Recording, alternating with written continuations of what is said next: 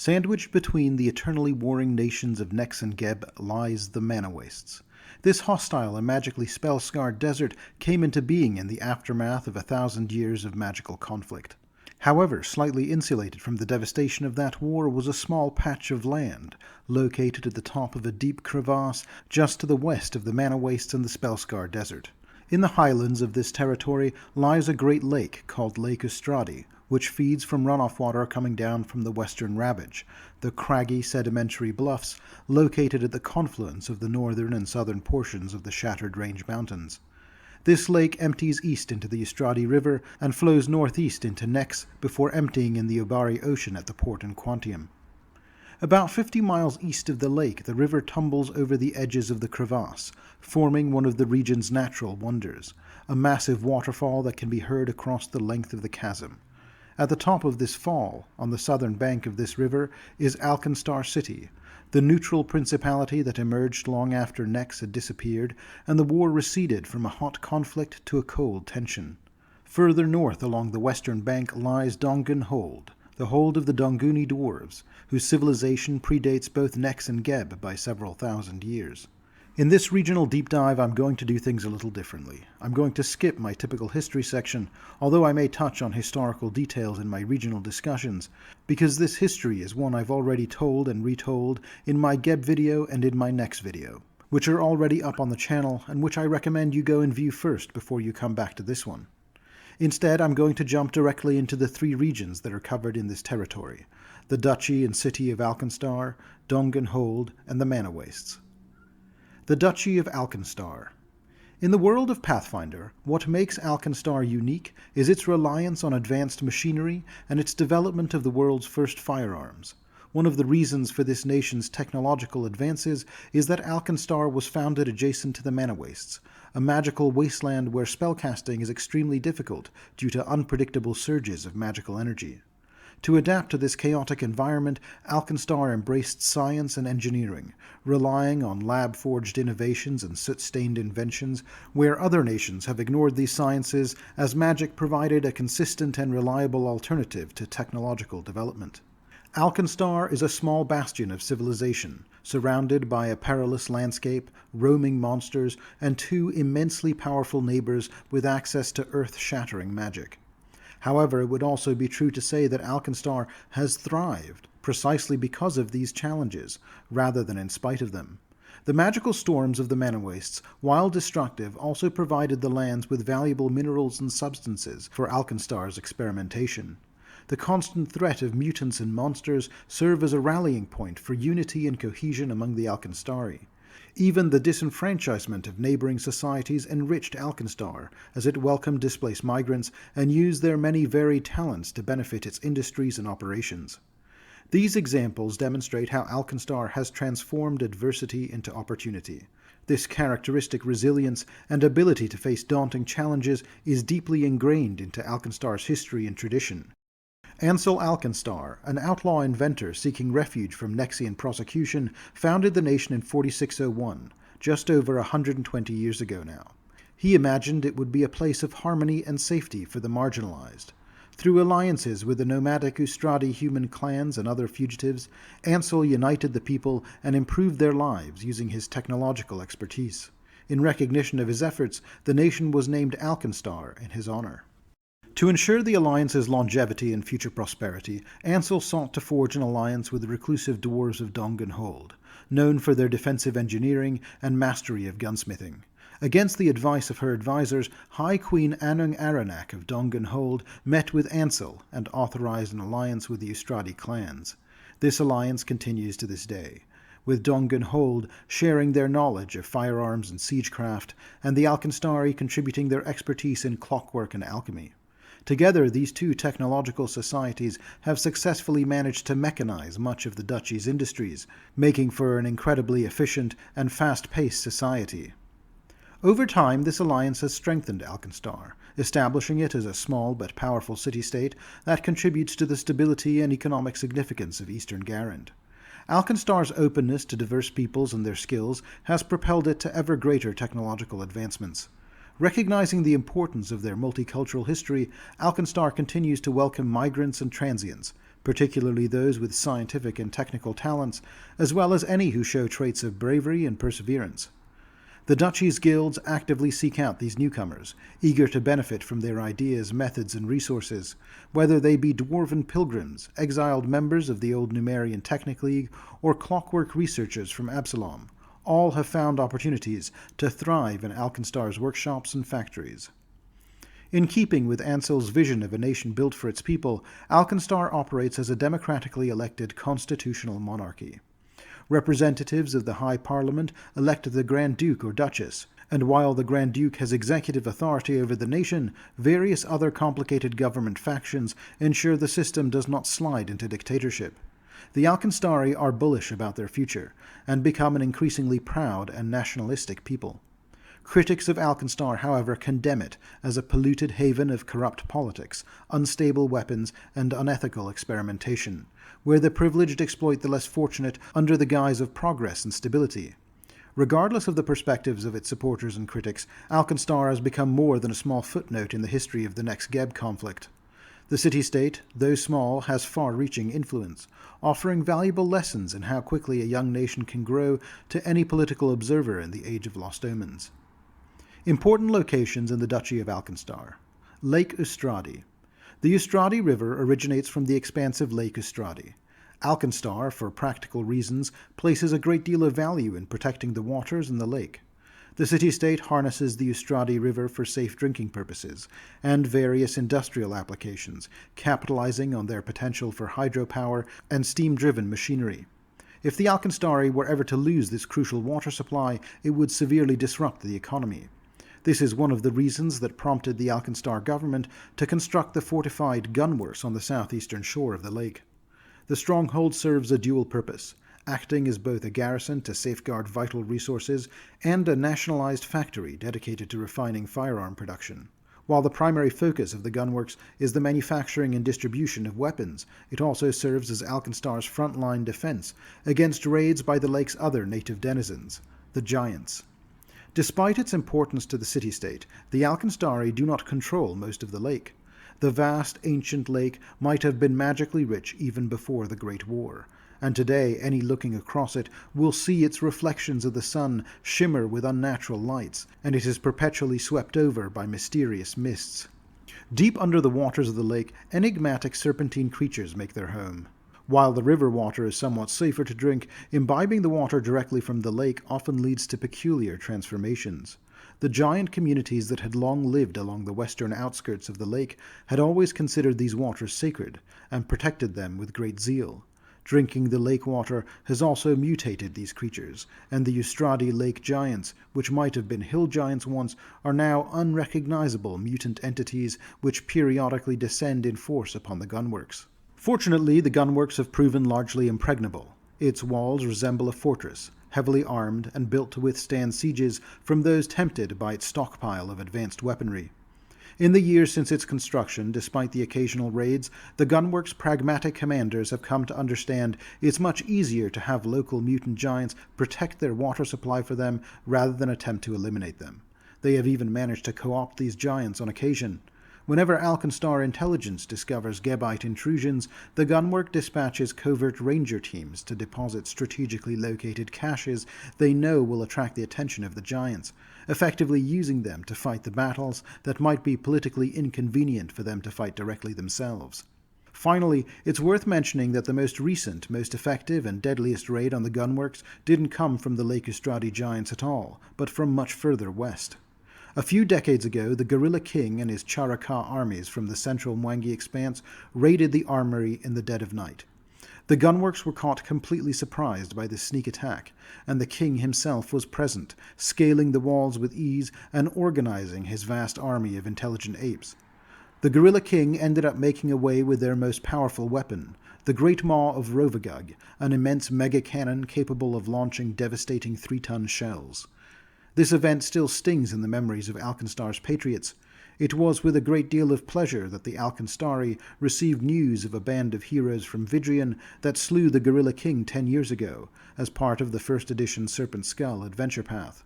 What became of the cannon, however, is not currently known. The Bridge of the Gods.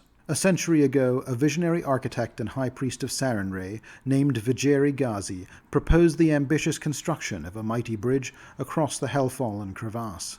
This enormous engineering project aimed to create a monumental roadway connecting the once warring nations of Nex and Geb through the hub of Alkenstar. The priest of Sarenrae was joined by other priests of Desna, Torag, and Erastil, and so the project was named the Bridge of the Gods. Vijeri envisioned the Bridge of the Gods as a symbol of divine power, uplifting the people from the wastelands and fostering peace in the midst of the Nex-Geb war. With his charisma, Vijeri rallied support from both clergy and lay members of allied faiths, as well as investors and patrons who believed in this ambitious endeavor. However, the project ultimately failed. While Vijeri had secured support from Nex-Geb and various temples and international organizations, he neglected to obtain approval from Alkenstar. Many Alkenstari, wary of their contentious neighbors, strongly opposed the idea of being closely connected to them. When the legions of priest-masons arrived, Alkenstar politely rejected their presence, but when the persistence ensued, the city made its stance clear, with the power of the Alkenstar militia and their clockwork soldiers. Although not officially recorded as a war, the ensuing conflict became a defining moment for many Alkenstari in their resistance against foreign intervention.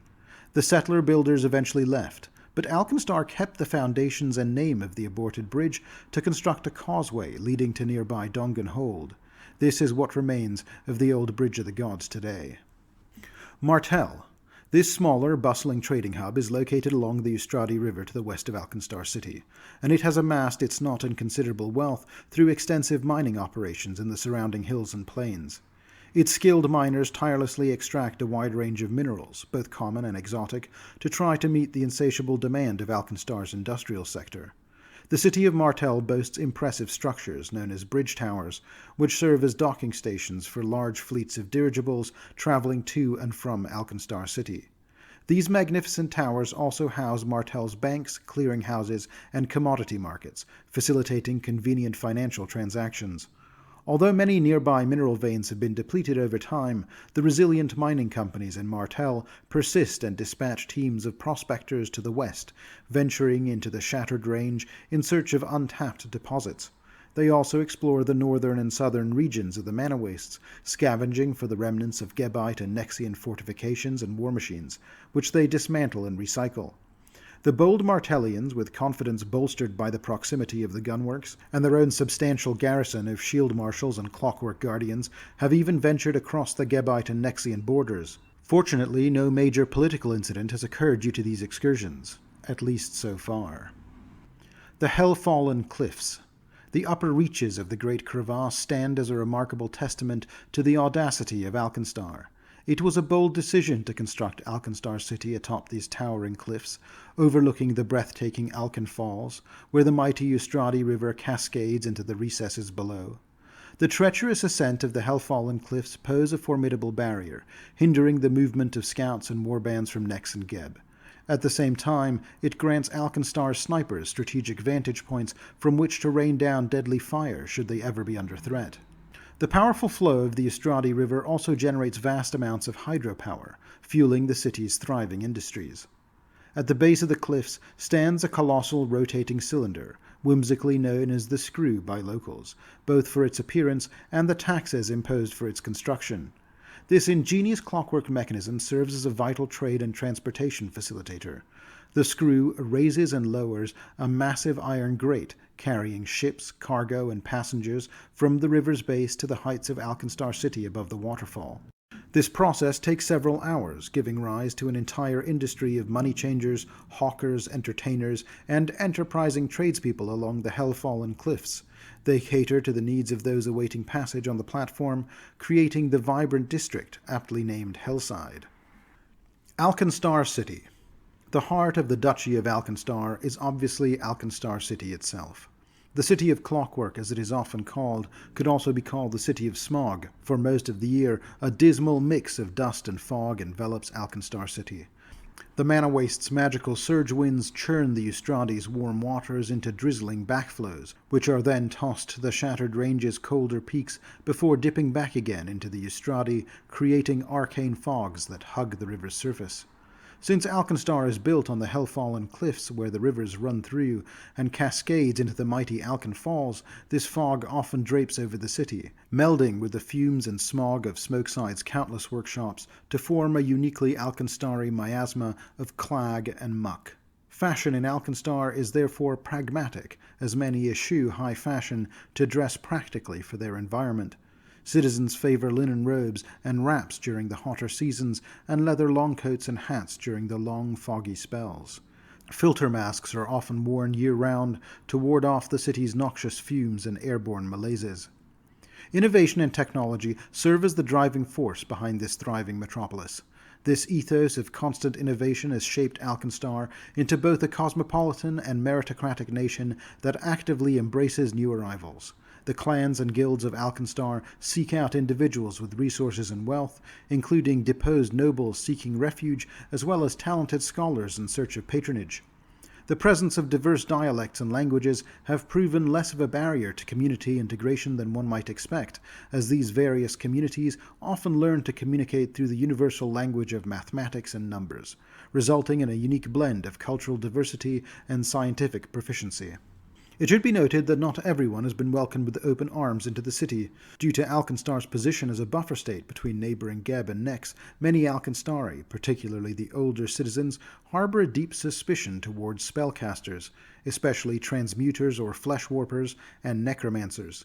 In fact, visiting spellcasters are required to register their presence with the Shield Marshals, Alkenstar's law enforcement, and part of the terms of their registry is that the Shield Marshals may conscript these spellcasters to assist in any magic-related investigations. Strict curfews may also confine certain spellcasters to the vicinity of Blythier College, the nation's only officially recognized magical academy. Mutants are likely to face even more challenging circumstances than spellcasters, as the city typically denies them entry, especially those bearing more monstrous mutations, often resorting to violence to drive them away. Since most mutants, by definition, are different from each other, it's hard to define what is or isn't a mutant. This anti-mutant fervor has therefore often led the Alkenstari to having insular and backwards views towards a broad range of ancestries. In addition to the Mana Waste's mutants, flesh warps, orcs and goblins, tieflings, and even Aasimars have all found themselves the targets of Alkenstar anti-mutant persecution in the past. Contemporary Alkenstar society today has been greatly influenced by the customs and values of the Garundi Ustradi clans, who alongside Ansel Alkenstar first founded the city-state. While the ethnic makeup of Alkenstar has changed over time due to the influx of both wealthy merchants and migrant laborers from various parts of Galarian, the everyday life and overarching philosophical ideals still have deep roots in Garundi concepts of hierarchy and value. One example of this influence is seen in the tradition of hospitality practiced by the Ustradi clans. When Ansel Alkenstar sought refuge in the Mana Wastes, the Ustradi clans took him in as a guest, following their customs. According to etiquette, Ansel was allowed to stay for a year, after which he had either to leave their community or contribute goods and services to integrate into the clans. In the case of Ansel himself, he provided technological gifts and solutions to each of the clans with whom he stayed, gradually gaining prominence and influence. Over time, the Ustradi clan saw him as a valuable individual to incorporate into their system. When faced with new situations or phenomena, Alkenstari tend to study and classify them to determine their merit and usefulness, integrating those deemed beneficial into the Alkenstar system, while discarding what is deemed useless. While Garundi tradition still dominates society, Alkenstar actively encourages the influx of people and ideas that contribute value, leading to the ethnically diverse population present today. The city actively seeks meaningful diplomatic and economic ties with other nations, in pursuit of geopolitical stability and economic growth, eager to establish new friendships and potential markets due to its role as a buffer state and its industrial prowess in producing and exporting expensive military equipment. Despite its small size and remote location, Alkenstar has a strong appetite for imports. Its citizens yearn for products, news, and trends from around the world. Visitors may be surprised to find enthusiastic advocates of diets and breathing exercises from Jalmaray, and Thuvian floral supplements in Skyside, or fervent drinkers of Tian fruit trees with tapioca balls in Smokeside. If there is a fad, fashion, or fancy anywhere in the world, there is likely a place for it in Alkenstar. This openness and willingness to embrace ideas is closely tied to Alkenstar's deep faith in science and technology. Beneath this belief in innovation and esteem for meritocracy lies a darker obsession with personal merit and the idea of manifest destiny. The same ethos and environment that provides structure and purpose for many Alkenstari also drives them to internalize certain harmful beliefs. Many believe that those who succeed deserve their success, while those who fail possess some internal lack of merit that condemns their effort. Ironically, for a nation founded on virtues of resourcefulness, industry, and resilience, these meritocratic narratives are often used to justify the significant divisions between the privileged and the disadvantaged. Observers often note this curious paradox that characterizes Alkenstar society. It is simultaneously risk-averse and prone to taking enormous risks. This incongruity becomes clearer when considering an additional dimension of social class. The Alkenstari proletariat works hard and patiently to bide their time to create better lives for themselves and their families. In contrast, Alkenstar's patricians are accustomed to using their connections and reputations to amass, lose, and rebuild unimaginable fortunes. To them, the very act of settling in the forsaken wastes was a tremendous gamble, one that paid off handsomely for the founding Ustradi clans, who have since become unimaginably rich for supporting Ansel Alkenstar during the city-state's inception. Skysider clans and guilds leverage their accumulated wealth to support the endeavors of their members. When risky ventures fail, Alkenstar society forgives and reassures them, attributing the failure to luck rather than personal inadequacy, before providing generous funds for another attempt. When a gamble succeeds, Alkenstar society celebrates their courage and foresight. Discussions of luck are somewhat muted in public discourse, with emphasis instead placed on the idea of manifest destiny. A final cultural note, perhaps related to the Alkenstari cultural disdain for the concept of luck, is that strategic gaming has emerged as a popular pastime in Alkenstar, with a board game named Coaches being particularly favored by both the wealthy and the poor. In this game, players place pieces representing coaches across the board, aiming to remove the most pieces in the shortest amount of time. The game combines dice rolls and piece movement, simulating the perilous experience of transporting wagons and coaches through the mana wastes. It is a game of tactics, strategy, and skill, of course, but there is a good deal of luck involved too. Though, as with all things in Alkenstar, the winners are always utterly convinced their victory was entirely due to their own surplus of talent, and not a few lucky dice rolls. Factions and organizations in Alkenstar City. The High Parliament, the Equipoise Council, and the Office of the Grand Duke. Alkenstar is, broadly speaking, a constitutional monarchy. It combines executive rule with meritocratic systems to identify the most suitable candidates for the ruling elite of the city-state. The government officially has three major state organs: the Grand Duke or Duchess, a figurehead and executive leader for the nation; the High Parliament, which has ministers responsible for daily management of Alkenstar and its municipal affairs; and the Equipoise Council, the chief ministers for national defense, intelligence, and industrial oversight. However, those in the know are aware there is in fact a fourth unofficial body to the Alkenstari government, popularly referred to as the Shadow Cabinet. Although the supposedly apolitical descendants of Ansel Alkenstar do not directly rule, it is an open secret that the House of Alkenstar wields significant influence over all three of the official branches of government. In addition to their influence over local government, the Shadow Cabinet also oversees a number of foreign relationships, particularly when it comes to diplomatic relations with Nex and Geb. They maintain the fiction of the Grand Duchy's vassalage to Nex, and manage alliances to maintain Alkenstar as a useful neutral buffer zone against the aggression of both of their large, powerful, and posturing neighbors. This arrangement ensures the long-term independence of Alkenstar. Internally, it is generally believed that the Shadow Cabinet controls at least 36 of the High Parliament's 73 elected representatives, giving them the power to veto or support policies and allowing them to accumulate kickbacks from guilds and nobles seeking their favor. The House of Alkenstar also enjoys a close relationship with Grand Duchess Trietta Risha, a beloved figure in Alkenstar. Trietta, an inventor of humble origins, gained widespread support among the working class due to her shared love of machines, hard work, and smokeside popular culture. As a former adventurer and second-generation Alkenstari, she holds a special place in the hearts of the people. The House of Alkenstar patronized Trietta's groundbreaking work on locating and reformulating Ansel's lost designs. The House also has the power to order audits on the Equipoise Council's activities, a power they rarely invoke but ensure is not forgotten. The High Parliament consists of democratically elected ministers, with appointments that last for 5-year terms, with no limit on re-elections. The Parliament represents the interests of various power groups in Alkenstar, and they are responsible for differing aspects of Alkenstar's governance. The High Parliament also plays a role in electing and appointing the Grand Duke. They have to be careful who they appoint, however, because once appointed the Grand Duke serves for life, until abdication or until removed by a vote of no confidence. Naturally, for many members of Parliament, this means the ideal candidate is someone easily manipulated, who will advance their own interests and hinder their rivals, while serving as a distraction from the hardships faced by the populace. The current Grand Duchess Trietta does not align perfectly with this ideal candidate. She is sensible, fair-minded, and has a long-term perspective.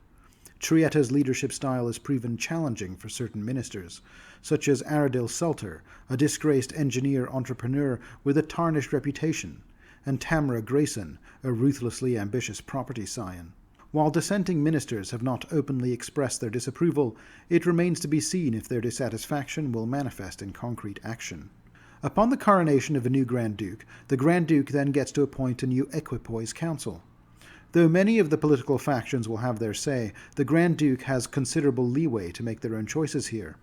The council includes 3 positions: the Iron Master, the Lord Armourer, and the High Chamberlain. The Iron Master Itharia Villain oversees national security, supported by High Shield Marshal Zaki Madara. The Lord Armourer Narda Huftwood manages Alkenstar's industrial complex and works closely with Eliza Baratella of the Brass Guild. The High Chamberlain Lael Brannan acts as the Chief Intelligence Officer. He both facilitates communication between the High Parliament and the Grand Duchess, while monitoring for potential conspiracies and questionable alliances. Trietta's own Equipoise Council, consisting of Itharia, Narda, and Lael, were largely composed of individuals that were part of her company in her days as an adventurer. Early protests about nepotism soon lost momentum as it became evident that despite having a long history with each other, the individuals in question had strained relationships with Trietta and with each other. In the years since Trietta's election, the savvier members of the High Parliament have realized they could exploit existing tensions. If the Equipoise Council is bothered by these actions, they do their best not to show it, maintaining a united front while keeping their cards close to their chest. The Brass Guild. The influential Brass Guild is the organization primarily responsible for the expertise in creating and licensing the city's many clockwork constructs. The Guild's leader, Eliza Baratella, works closely with the Lord Armourer Narda Huftwood, although she has no formal position within the city's government. Still, her influence can't be understated. The entire city is now supplemented by mechanized labor in the form of clockwork constructs. Clockwork drones work the mines identified by the Martel mining conglomerates. They perform agricultural work along the little farmable land by the Ustradi River. They clean up the city after hours. They even pour beer in the city's various taprooms and alehouses. Some clockwork constructs have even been specialized in the production and maintenance of other clockwork constructs. The Brass Guild has also created the Brass Guardians, massive construct soldiers that now serve as powerful enforcers throughout the city. For more details on clockwork constructs and their applications, watch my recently published Pathfinder Constructs creature feature. The Lithos Clan. The enigmatic Lithos Clan is an exclusive collective of metallurgists, operating entirely independently of Alkenstar's gunworks. A one-eyed woman named Burnisher Pendlin is the group's speaker when they have public announcements to make. The clan's unwillingness to share its discoveries with the gunworks inspires no small amount of tension between the factions, but none can deny the metallurgical mastery of the clan's finely crafted inventions. A secretive group of business-minded metallurgists oversee most of the research conducted in the Lithos clan's massive workshop, the Burnished Factory. The Shield Marshals. The Shield Marshals are elite gun-wielding officers of the Grand Duchy of Alkenstar that function as detectives and investigators into all manners of crimes in the city. Although skilled gunslingers, combat prowess tends not to be at the center of the Shield Marshals' mission. Unlike, for example, the Datari of Cheliax, who are all elite warriors in addition to being principal policing forces for the nation, the Shield Marshals' skills are primarily focused on investigation, criminal profiling, and deduction. This is in part because the high lethality of their firearms don't require them to be physical specimens in the same way that a guard armed with a halberd and heavy armor might need to be. But this is also because the Shield Marshal's muscle is typically supplied by a legion of automated clockwork soldiers provided by the Brass Guild. tireless metal warriors who are unswervingly loyal to the shield marshals and allow them to focus on the more complicated challenges of solving cases rather than winning scraps. Some shield marshals, however, form into specialized units known as gun hunters, whose primary mission is to locate and retrieve missing weapons from the gunworks. These retrieval missions are conducted to address situations when firearms, especially advanced or unique ones, go missing. By safeguarding Alkenstar's national security and ensuring the stability of the military industries, the gun hunters keep other nations a few steps behind Alkenstar's own military developments. Even in the Clockwork City itself, firearms aren't for everyone. The privilege of firearm licenses is typically reserved for the wealthy, the shield marshals, and active members of the militia. Nobles take pride in their collection of intricately designed dueling pistols and ornate specialized muskets. Shield marshals and soldiers, on the other hand, wield more practical, yet still highly effective personal firearms. Full-time regular troops and shield marshals rely on flintlocks as their weapon of choice. Hunters who venture beyond the city, particularly Erestilian foragers, favor the use of jezzails. These heirloom weapons are often passed down from clan elders, and those who wield them do so with deadly accuracy. Despite the shield marshals being heralded for their discipline and service far and wide, corruption has still been known to seep through its ranks. Indeed, the complex hierarchy through which its members seek constant advancement actually encourages dishonesty if one aims to excel to the highest echelons of the organization. The jury is still out on the new shield marshal Zaki Madara, who replaced the Honorable Armand Menli only recently. The militia. The auxiliary militia plays a crucial role in Alkenstar's defense strategy. The city has embraced a conscription policy requiring citizens to serve in national defense efforts as combatants and auxiliaries for a period of 2 years. Migrants seeking citizenship have the option to volunteer for conscription, and successfully completing their service often leads to their legal assimilation into Alkenstar society. Some daring soldiers choose to serve in the gunworks, which, as discussed, experiences frequent giant raids. Soldiers who volunteer for summertime operations, when these raids escalate in force and frequency, have their monthly service count doubled towards fulfilling their military obligations. While assignments in the gunworks are hazardous and demanding, it is widely known that soldiers who complete tours of duty often receive licensed gifts of firearms, accessories, and ammunitions as a token of appreciation for their honorable service. The Observers.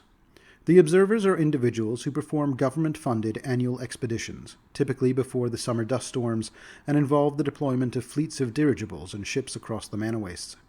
Their purpose is to study, discover, and gain a deeper understanding of new phenomena and resources within the region.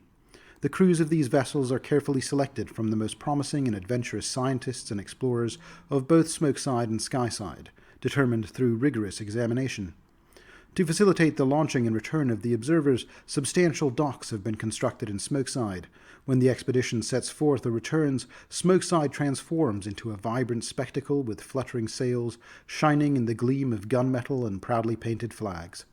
Every resident of Smokeside, especially the underprivileged, dreams of joining the Observers as a means of escaping their lives of hardship. Meanwhile, the Skyside nobles across the river often complain about the hefty taxes required to fund this grand event. Nevertheless, Alkenstar's elite continue to support the Observers due to 3 important strategic interests they serve. Firstly, the Observers provide crucial raw data used by the temples of Brai and Abadar to create accurate whisper sheets. Secondly, the Observers serve as reconnaissance teams, collecting valuable intelligence while conducting scientific research on the landforms and societies of the mana wastes, thereby providing their backers in Parliament and the sponsoring guilds with opportunities and aiding them in decision-making and strategic planning. Lastly, the Observers act as influential instruments for increasing political goodwill towards the ruling class. Domestically, it could be said they are used to manipulate and appease the residents of Smokeside. The Observers' recruitment policy, emphasizing meritocracy, serves as a performance that reinforces the belief in opportunities and wonders within Alkenstar. The discourse suggests that anyone, regardless of their background, can join the Observers through hard work and brilliance. While providing opportunities to impoverished individuals, the Observers also reinforce the city-state's systemic divisions of class and privilege. During parliamentary election years, the Observers become extravagant affairs, as parliamentary candidates spend lavishly on dirigibles and vessels to showcase their many contributions to society. The Prominent Temples. The prominent temples in Alkenstar are dedicated to Abadar, Brai, and Iruri. though small sects dedicated to Erastil can be found on the outskirts of town, where poor farmers might pray that their crops grow in the arid soil of the mana wastes. In the city proper, Irori, as a god of self-perfection and study, has always had a significant following in a city where its people are obsessed with bettering themselves in their station.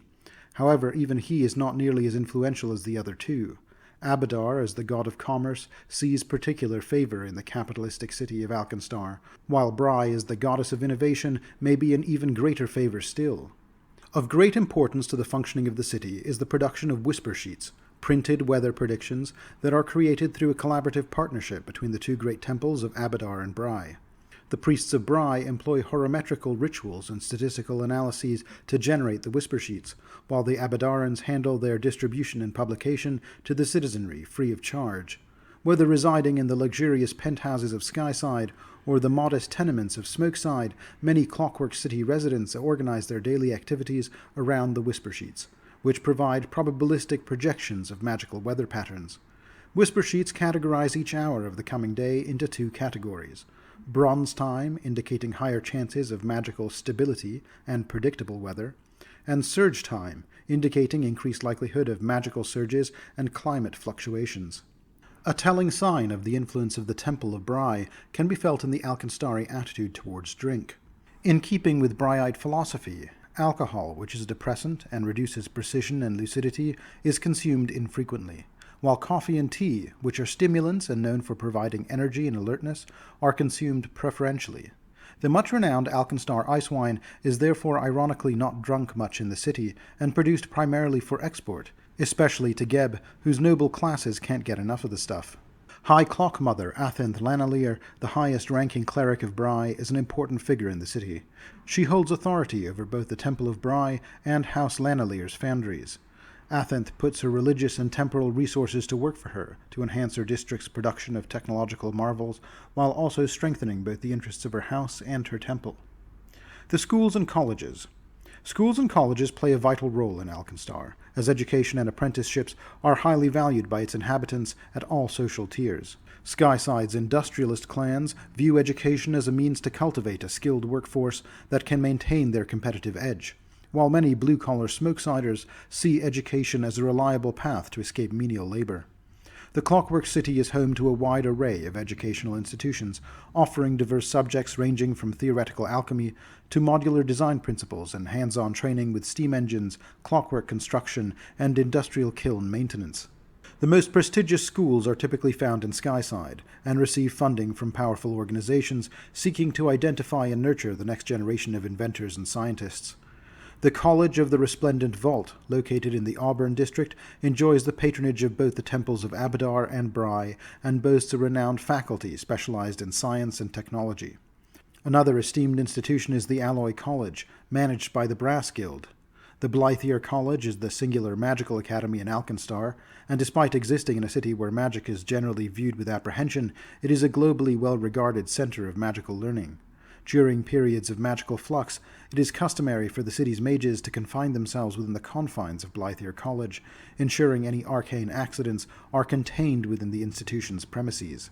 By contrast, Smokeside predominantly has more modest schools. These street-side establishments, often of makeshift construction, are funded by community elders who aim to provide opportunities for the children of their neighborhoods. These schools reflect the city's ethos of hard work and self-improvement, resonating with many members of the working class, including migrant laborers, refugees, and exiles striving to secure a better future for themselves. Unfortunately, some of Smokeside's many gangs view these classrooms as ideal recruitment grounds for technology-savvy members of the city's lower classes who can help modernize their criminal operations. Ambitious Alkenstari from all backgrounds may devote themselves to rigorous studies to pass the entrance exams of the prestigious Skyside colleges. Successful enrollment not only provides them with valuable knowledge, but also opportunities to network and form lifelong connections with other prominent members of Alkenstar's clans and guilds. Secret societies. Secret societies are ubiquitous to the City of Clockwork, encompassing residents from the humblest scrap merchants in Smokeside slums to the prosperous magnates residing in the exclusive Skyside districts across the river. Rather than being based on nuclear family ties, many Alkenstari form clans, centered around shared bloodlines or origins, guild memberships, or other emotional connections.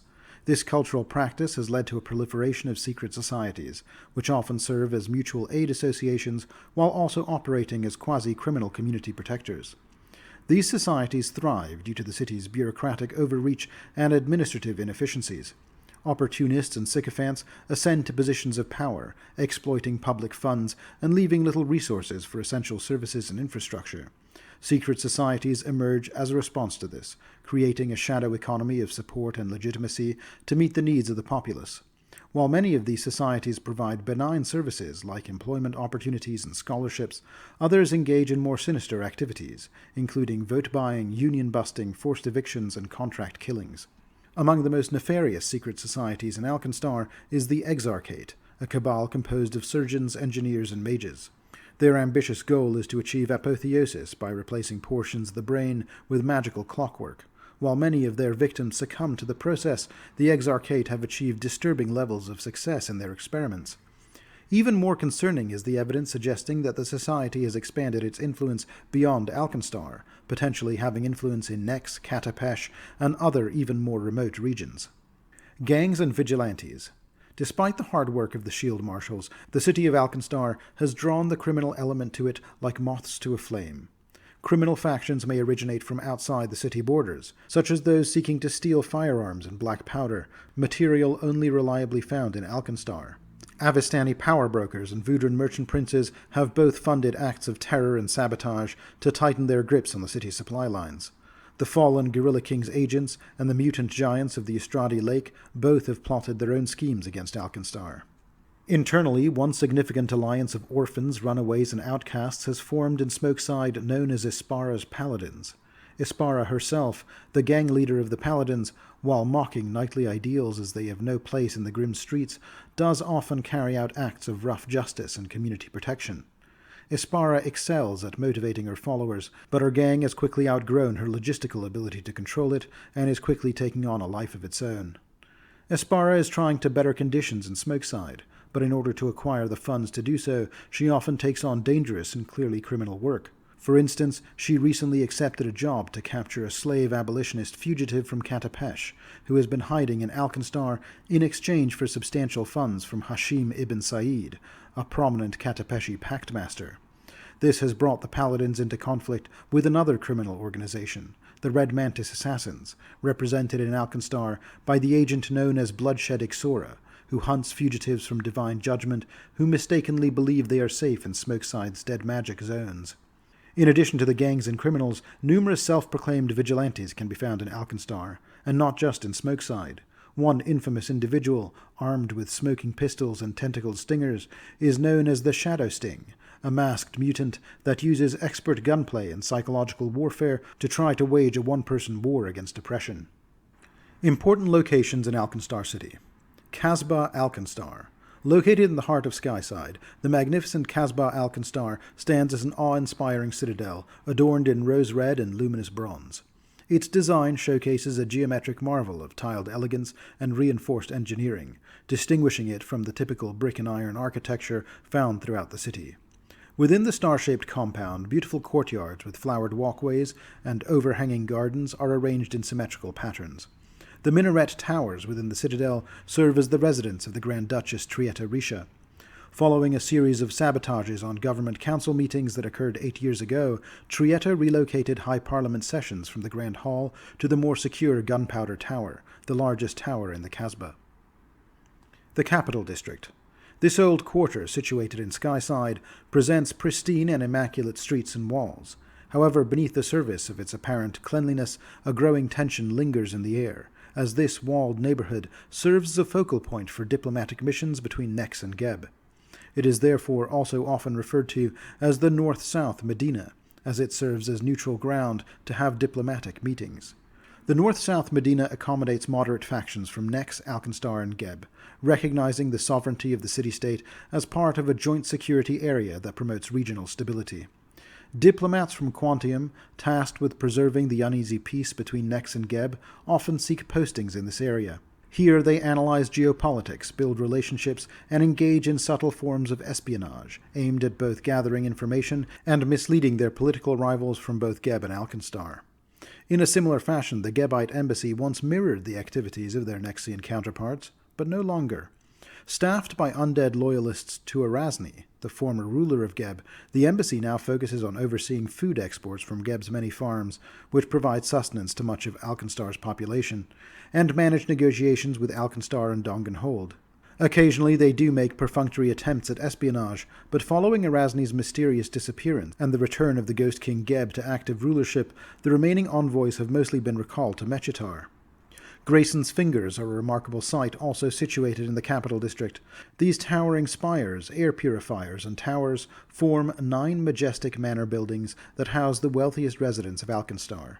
The structures, named for their resemblance to fingers reaching skywards, were funded by Chekhar Grayson, who initially arrived in Alkenstar with the altruistic goal of aiding the downtrodden.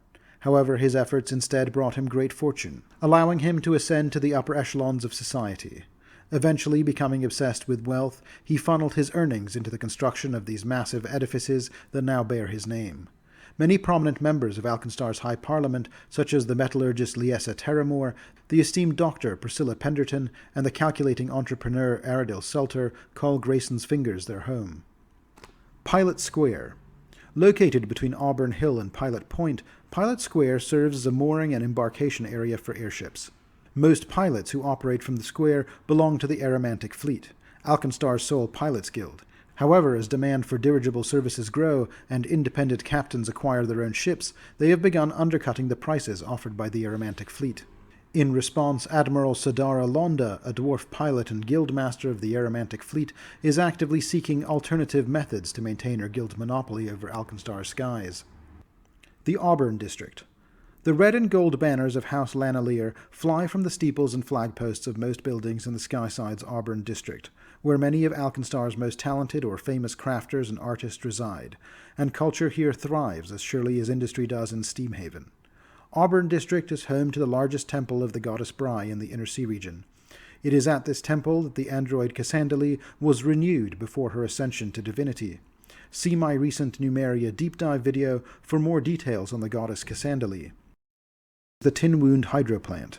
Regarded by some as the lifeblood of Alkenstar, the Tin Wound was built atop the ruins of a Nexian mage tower in 4608, and it powers various significant inventions in Alkenstar, including the screw, the elevators of the Grayson's Fingers, and the research conducted by Professor Radpole, whose most impressive work has been the optimization and overhaul of the Hydro Plant itself.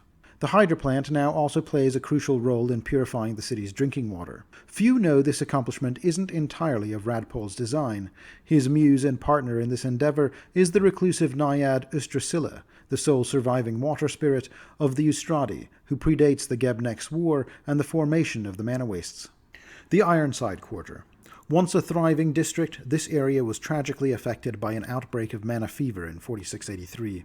The epidemic decimated the population, transforming many of the survivors into mutants.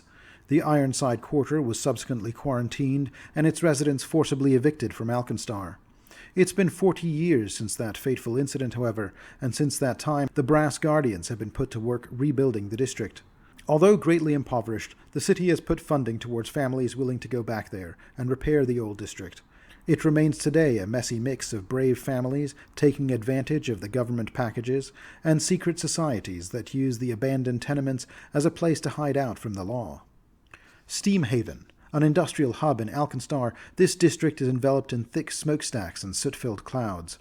It houses the world's most ingenious mass-scale manufacture operations.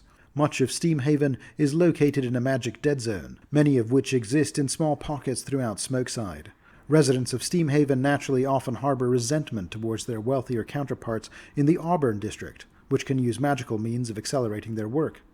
Conversely, workers from the Auburn District occasionally accuse Steamhaven engineers of sabotaging their factories.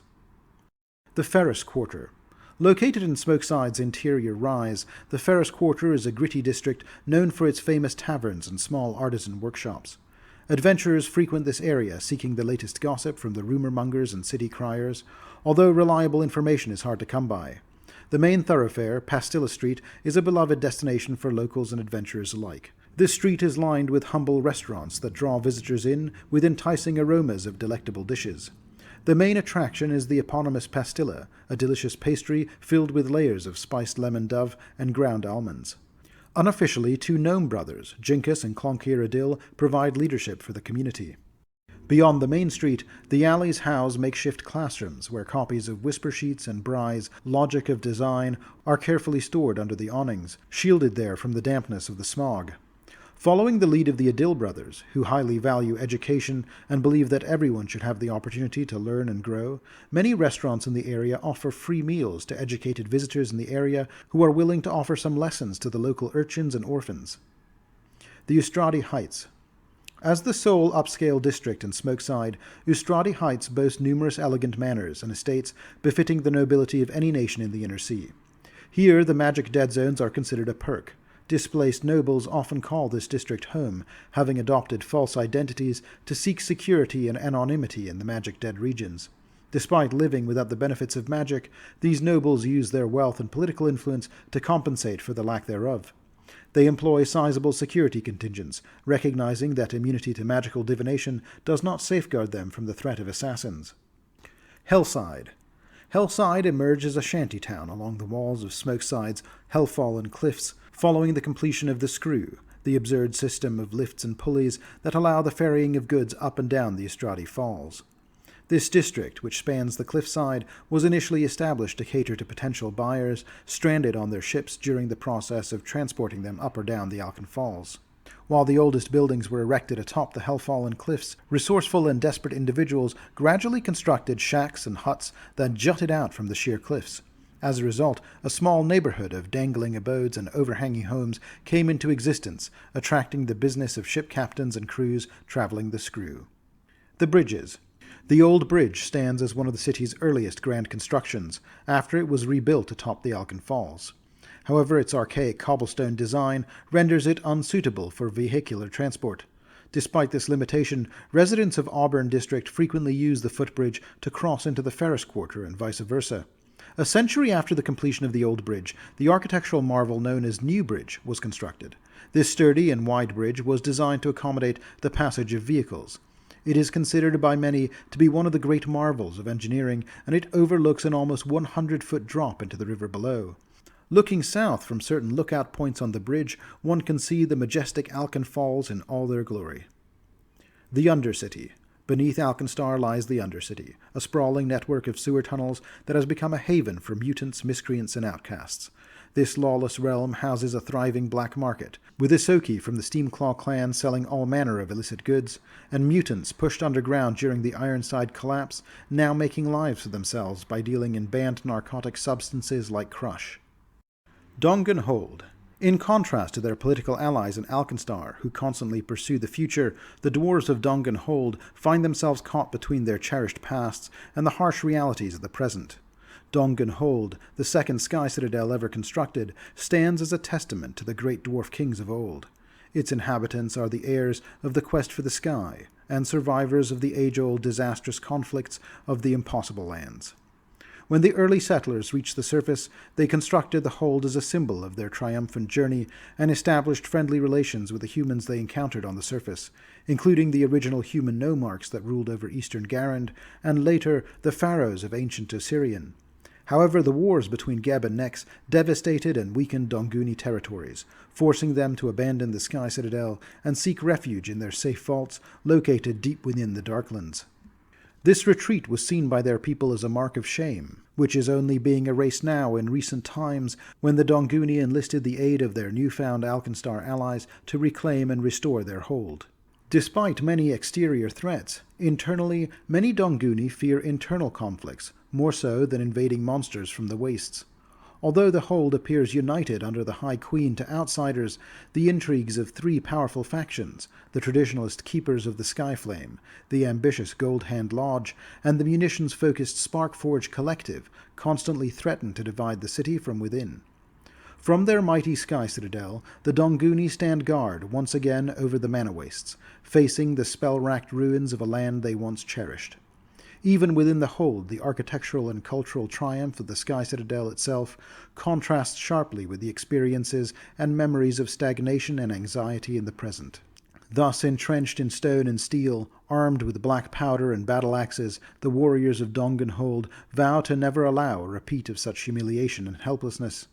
Vanguards patrol the mana wastes, using cannons and incendiary devices to slay monsters.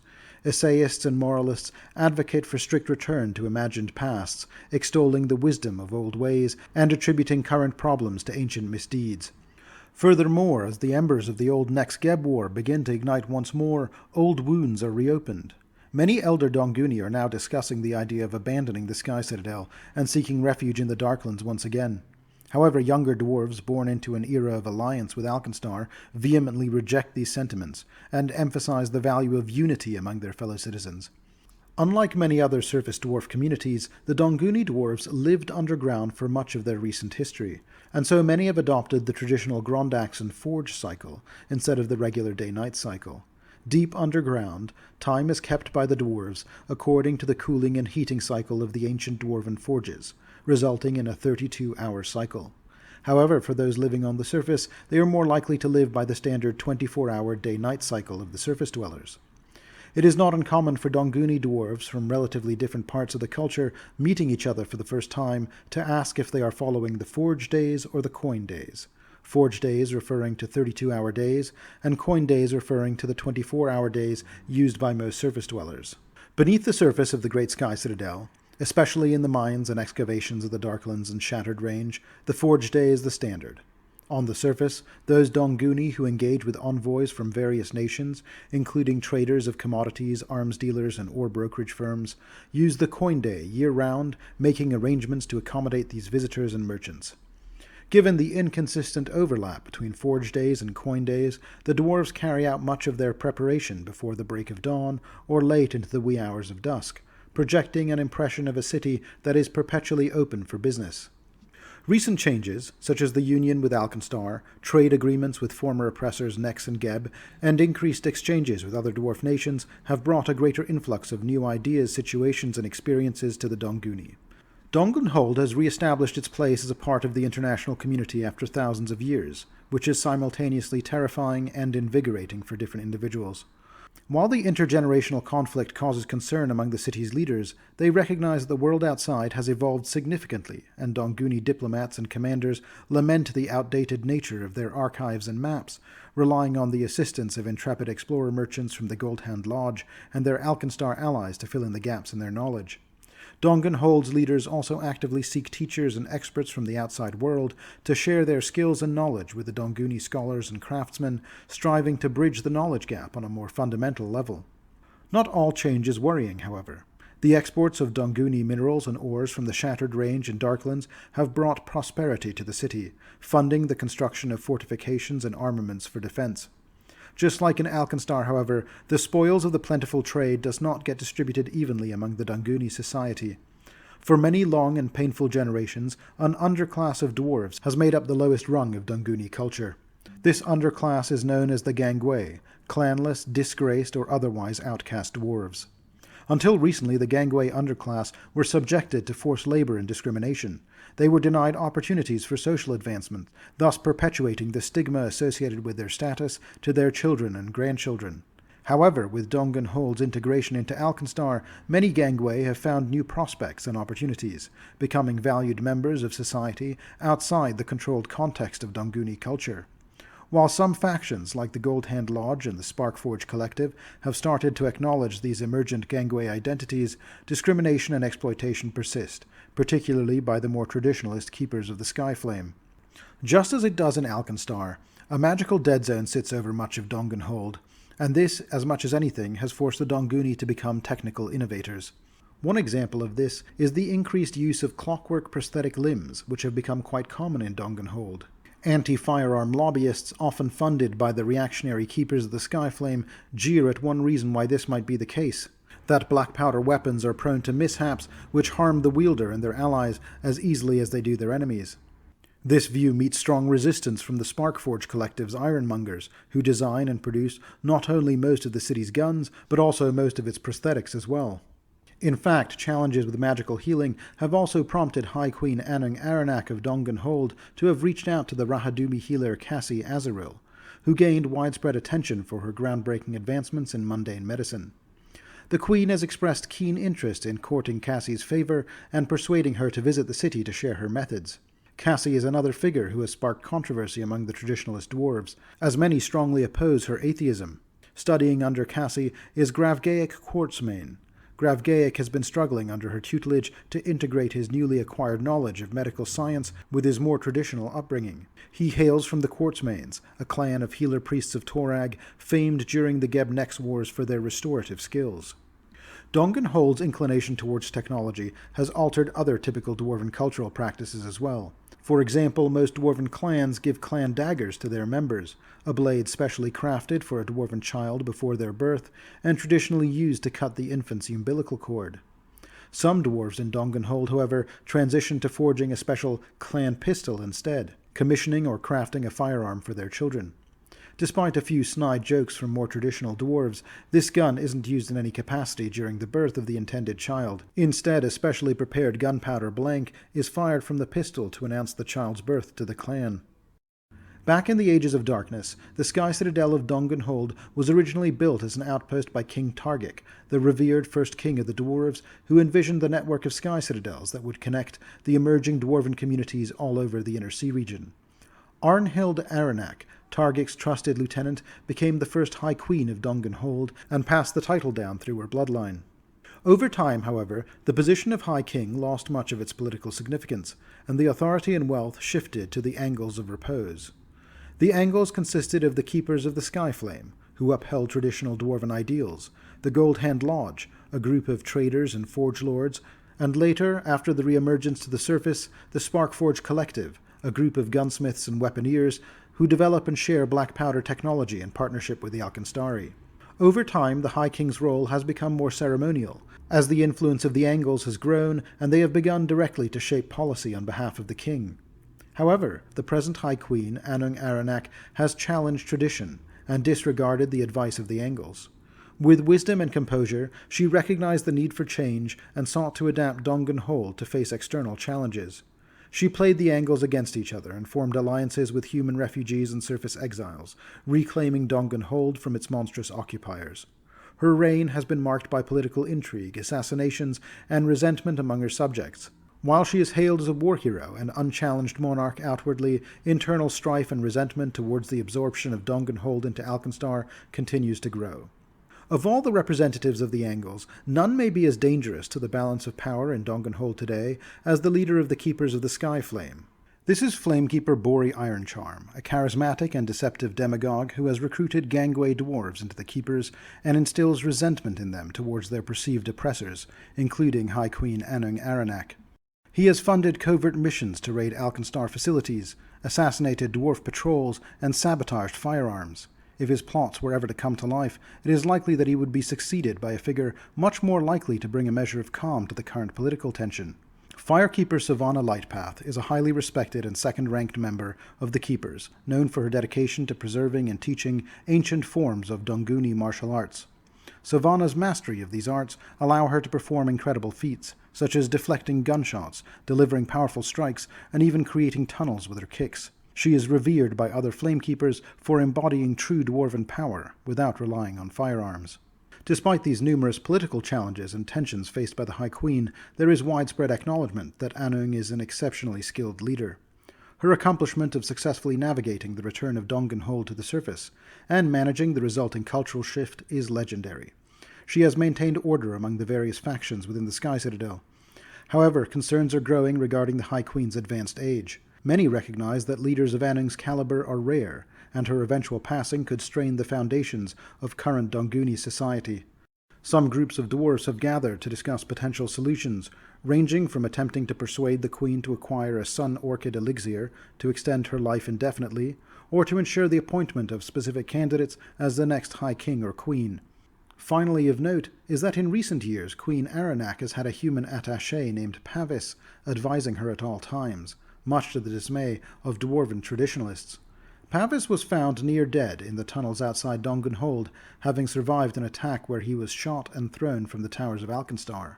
Few know his true identity is that of former High Shield Marshal Armand Menli, who fell victim to treachery orchestrated by the corrupt Parliament Councillor Aradil Sulter. Queen Aranak has agreed to let him stay and lie low for a while he figures out how to clear his name and expose the corrupt counselor. Important locations in Dongun Hold. Targic's Promise. Targic's Promise is what the dwarves call the famous overland bridge that connects Dongun Hold to Alkenstar City. Known as the Bridge of Gods by the people of Alkenstar, it holds different cultural significance for the dwarves. Some of the substructure of the bridge was originally built to fulfill Targic's vision of connecting all dwarves, but construction was halted due to the Geb and Nex wars. Today it serves as a vital trade link between Dongun Hold and Alkenstar, with Donguni patrols ensuring its security. The Citrine Quarter. The Citrine Quarter is the trade district within Dongun Hold, named after the abundance of quartz sold there. Under the guidance of the Gold Hand Lodge, Dongun Hold has become a premier trading hub for minerals and ores. The district has 2 levels, the surface level with offices and amenities, and the bustling underground level where dwarven craftspeople and managers work. While visitors often stay on the surface level, it is in fact the underground level that is the true heart of trade and commerce in the city. Nakhon Aranak. Nakhon Aranak is the fortress and ancestral palace of the Aranak dynasty, who have ruled Dongun Hold since its very inception. Carved from marble and quartz, it overlooks the Citrine Quarter and Targic's Promise. High Queen Anung Aranak resides here, surrounded by the relics of her predecessors. It serves as the central location for court proceedings, negotiations, and scholarly activities. A black-silver cat is frequently seen napping on the roofs of Nakhon Aranak, mewing for travelers' attention. Few suspect that the beloved feline is anything more than a pampered pet, but rare visitors to the palace know her as Chanthu, a Sylvanchi Agathian with connections to influential dwarves in Dongun Hold. For more details on the Sylvanchi, please see my religion guide Agathians video. Penitence Reach. Penitence Reach is a network of channels and tunnels built by the Donguni dwarves during their retreat from the surface. Here, canals constructed with sturdy mortar facilitate the flow and storage of water for the dwarves' Darkland strongholds. The Reach also connects to Alkenstar's sewer systems and is a border zone between the 2 cities. Dwarf squads patrol the area, watching for intruders and fugitives. The Vermarine Vaults. The Vermarine Vaults are the Darkland strongholds of the Donguni dwarves. During their retreat from the Geb and Nex wars, the divine prayers of the dwarves combined with the chaotic arcane storms above, creating a smoky green haze that give the vaults their name.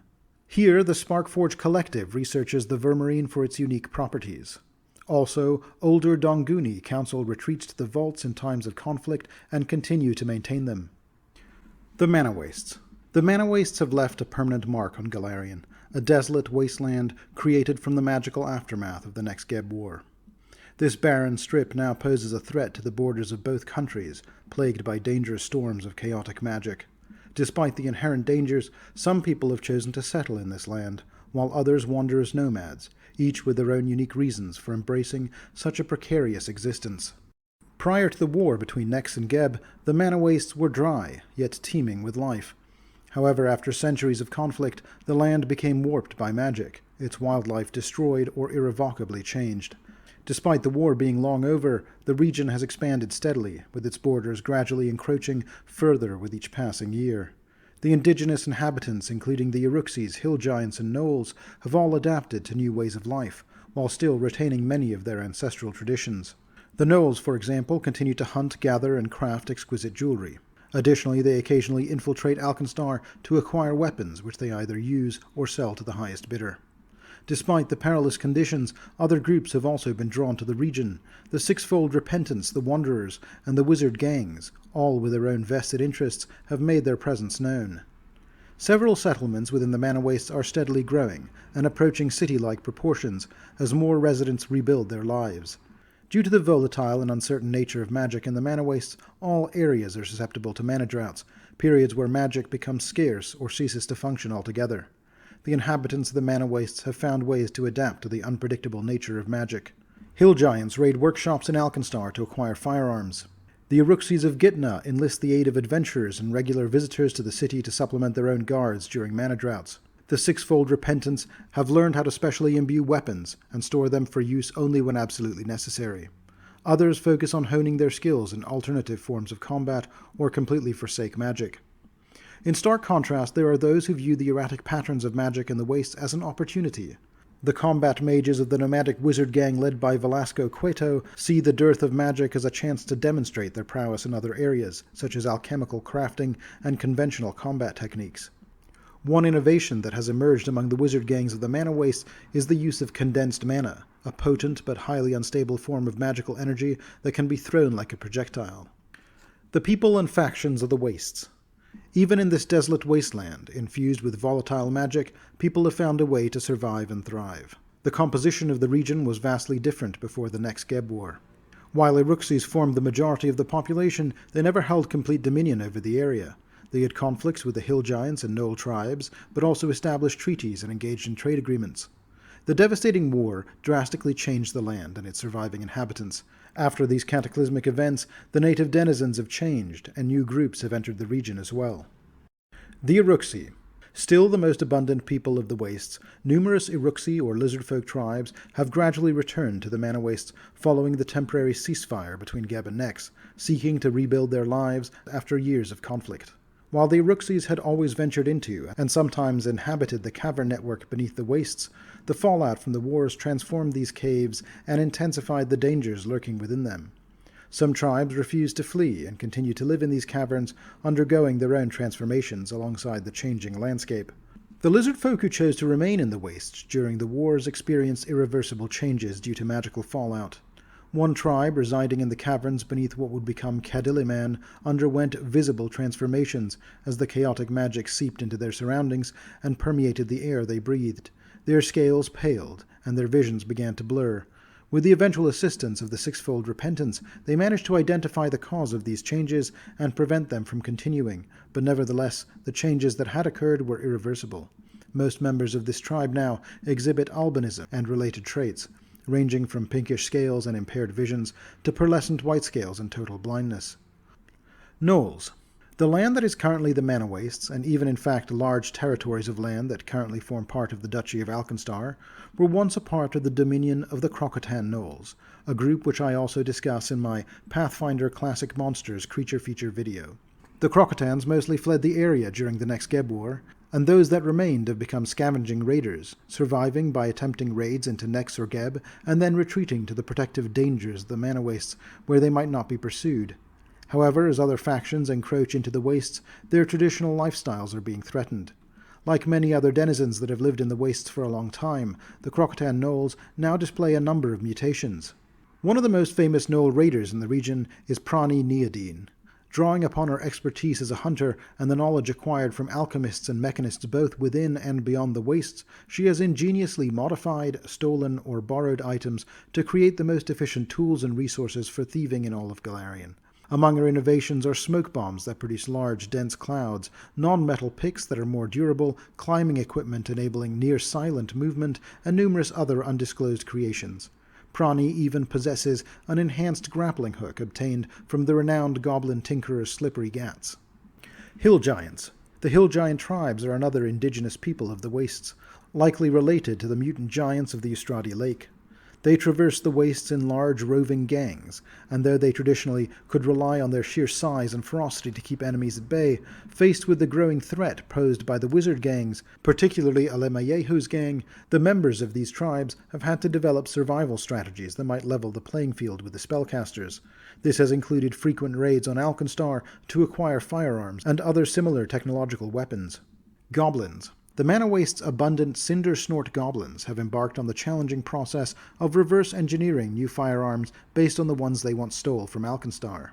Frustrated by their inability to carry enough ammunition during their covert missions into the city, the goblins began forging their own ammunition, which led eventually to the creation of entirely new firearms. Cinder Snort firearms are more explosive than what workshops in Alkenstar create, as the goblins prioritize ending fights swiftly and efficiently, and care less about collateral damage. However, these resourceful goblins have found a balance, largely due to the efforts of Slippery Gats. Gats himself, though he is wanted in Alkenstar for numerous counts of larceny and grand theft, is a little-known inventor outside of the goblin community and their clients, but is a legend among goblin kind. Calicangs. These six-armed azure giants originally from Vudra came to this region by way of Jalmaray. The Sixfold Repentance, a group of Calicangs who previously served the wizard Nex, but withdrew from his nation after his disappearance, have made unexpected progress here in their quest for atonement. Using crystalline pinions driven deep into the earth as anchors, they have begun to rebuild the shattered magical web from their new city in the Samsara oasis. Although the experiment has encountered its fair share of challenges and setbacks, their tireless efforts continue unabated. Kalakang exploration parties can be encountered throughout the wastes, seeking potential locations to further rectify their ancestral wrongdoings. Maftets.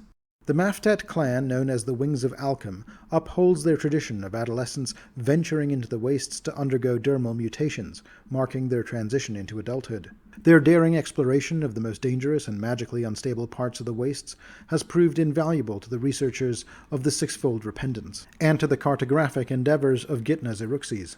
A pact has formed among these groups, offering sanctuary to young Maftets in need in exchange for the knowledge they have gained about the ever-shifting state of the mana wastes. The Wizard Gangs. Following the conflict between Geb and Nex, several roving gangs of wizards emerged in the mana wastes, attracting those who refused to stop fighting or feared retribution for their actions during the war. Seeking autonomy and less oversight, these combatants chose not to return to their respective homelands, becoming wandering scavengers in the newly formed wastes. The most notorious and influential group is led by Alemayehu, a lich who once served as a necromancer general under Geb. Alemayehu was willing to break any rule, law, taboo, or moral inhibition to climb the ranks. His cruelty became second nature, but his brutal effectiveness often went unnoticed by those higher up who sought favor with Geb. With the cessation of conflict and the disappearance of Nex, Alemayehu vanished into the wastes, quickly becoming a fearsome figure to other inhabitants. Cloaked in loose robes of dark or chameleon-like shades to blend with their surroundings, they have become a scourge in the wastes, taking whatever they desire without regard for those in their path.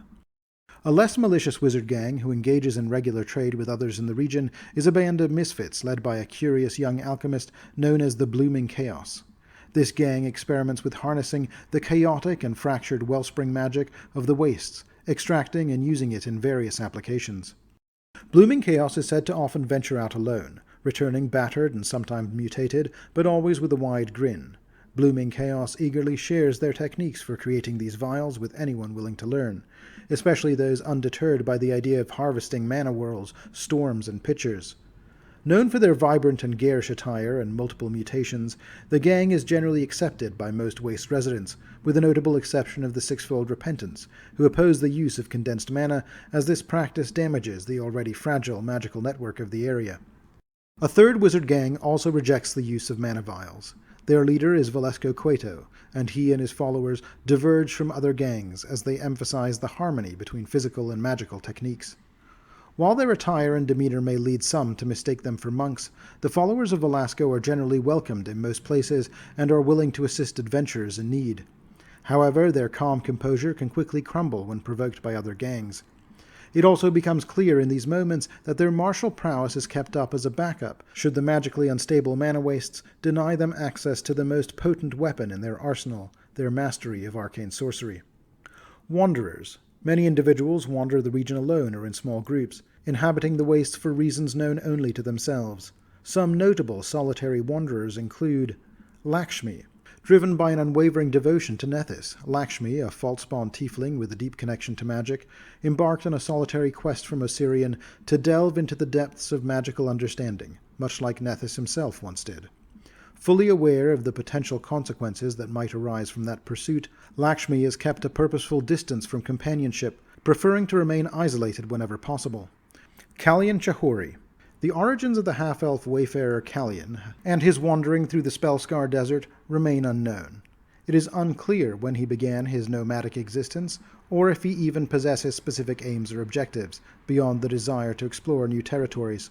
Speculation about his intentions vary with each account, with some claiming he is on the path to godhood, meditating on ever-changing topics, or engaged in some other obscure purpose. However, one thing is evident. He is willing to extend help or companionship to almost anyone, whether they accept his assistance or not. Important locations in the wastes. Gist's Moon. Among magical scholars seeking seclusion in the desert for research purposes, the Mana Wastes, with its fractured magic and unique environmental effects, has become a favored location. Recognizing the need for a permanent and defensible place of study, Tegan Flamespire and her companions established the Theurgis Commune. Over time, the focus shifted from creating an isolated hermitage to addressing the challenges of frequent magical disruptions. These individuals placed great value on magical and alchemical aptitude, adherence to traditions, and navigating the intricate political landscape of academic research.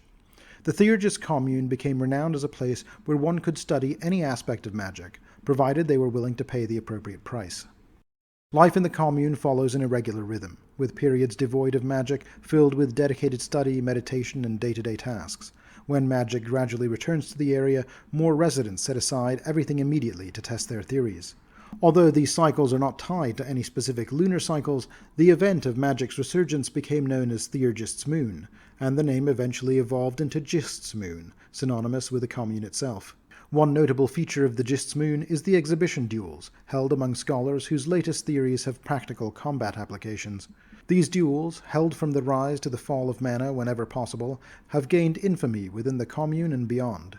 The most remarkable displays of magical prowess are then recorded as theorems on a scroll, securely stored and prominently displayed in the commune's repository. Gitna. This settlement has been inhabited by the indigenous Iruxi since ancient times, predating the devastating war between Nex and Geb that led to ecological ruin and magical collapse in the region. As the nomadic tribes dispersed and struggled to adapt to the increasingly harsh conditions, some, including the prominent cave fisher tribe, made the difficult decision to abandon their nomadic traditions and establish a settled existence beneath a bowl-shaped outcropping. They expanded their dwellings into the interconnected cave systems below, using their extensive knowledge of the tunnels and the natural barriers of the outcroppings to create a highly defensible settlement amidst the aftermath of the war. Initially distrustful of all adventurers, particularly those who wielded magic, the lizard folk of Gitna denied entry to outsiders. However, they allowed a small market to flourish outside the fortified natural walls. As these delvers returned safely and shared their experiences with the elder tribunals, discussions arose within the Gitna Iruxi regarding the policy on admitting visitors. Eventually, permission was granted, particularly when the Kalakangs of the Sixfold Repentance offered their assistance in reinforcing the town's underground supports as the city expanded above ground. Gitna swiftly became the largest trading hub in the wastes, with semi-permanent encampments spiraling outwards from the fortified center in a haphazard manner. Despite this development, the market's outside walls remain the primary gathering place for visitors to this day. Lino, the esteemed head buso of the Crag Delvers Guild in Gitna, holds an impressive record for venturing into the intricate underground caverns that crisscross the region. His expertise and extensive explorations have resulted in the most comprehensive mapping of the mana wastes to date. Lino and other busos of Gitna are always eager to collaborate with adventurers, serving as both guides and mapmakers. They frequently establish partnerships with organizations like the Pathfinder Society, aligning themselves with groups that prioritize the well-being of the Iruxis and their homeland. However, if a group proves themselves untrustworthy by breaking an oath sworn to Gitna or causing harm to any of the nomadic tribes or other settlements, the Iruxi here are quick to revenge.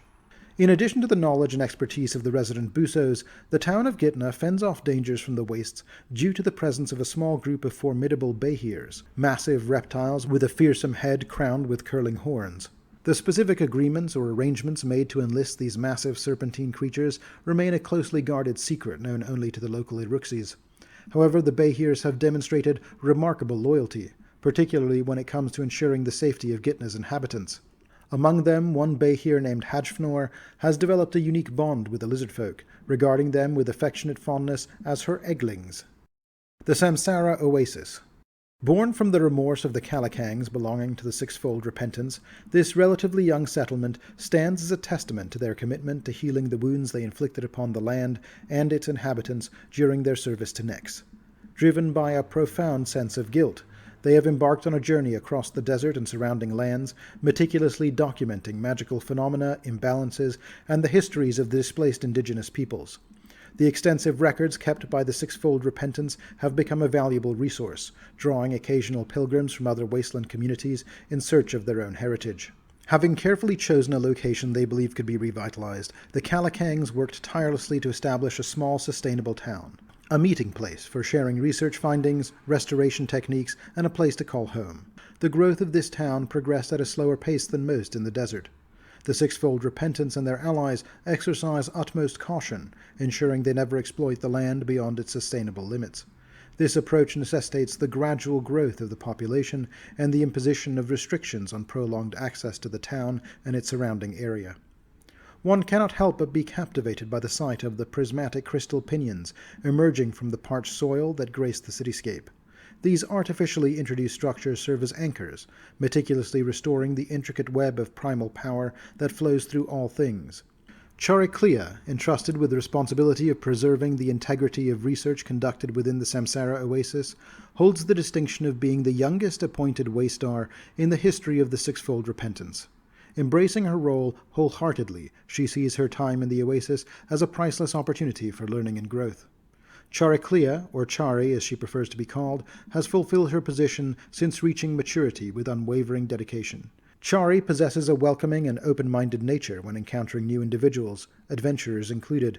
Despite her duty-bound presence in the Oasis, she eagerly listens to their stories, acting as both an advocate and a bridge between adventurers, the Sixfold Repentance, and the diverse inhabitants of the Wastes. The Mana Wells. Hidden in the depths of the spell-scarred desert, the Mana Wells are enigmatic pools of magic, their energy coursing through invisible lines and currents, ultimately flowing into subterranean reservoirs. When these wells become saturated with an abundance of magical essence, they unleash eldritch storms and primal geysers, a common occurrence throughout the Mana Wastes. The potential contained within these sites is nearly boundless, drawing the attention of various members of the groups I have already discussed. Despite their vast magical value, and the complicated sectarian conflicts that divide the various residents of the Mana Wastes, visitors to the Mana Wells rarely battle each other, and the reasons for this are twofold. The first is cultural, especially among the wandering mutant clans. Many in the region consider the Mana Wells an inherent birthright of all residents of the Mana Wastes. Some clans bring their newborns or older children to bathe in the shimmering energy, perceiving any resulting changes as the unlocking of the child's true potential.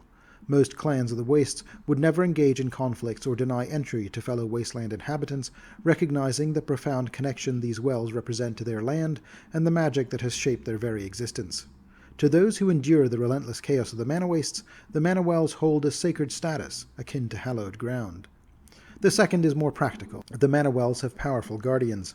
These individuals that have assumed the role of guardians have been driven by both self-interest and altruistic motives. For instance, the ancient blue dragon Kaveverig fiercely protects the walls, but also draws power from the depths of the wells to fuel her own ambitions. The ancient blue is so powerful, few would care to cause trouble under her watch. Similarly, the dwarven mutant gunslinger Wen considers it her sacred duty to safeguard the wells and the sanctuary they provide, shielding the mutant clans from those who might seek to exploit their resources, particularly the more covetous of the wizard gangs.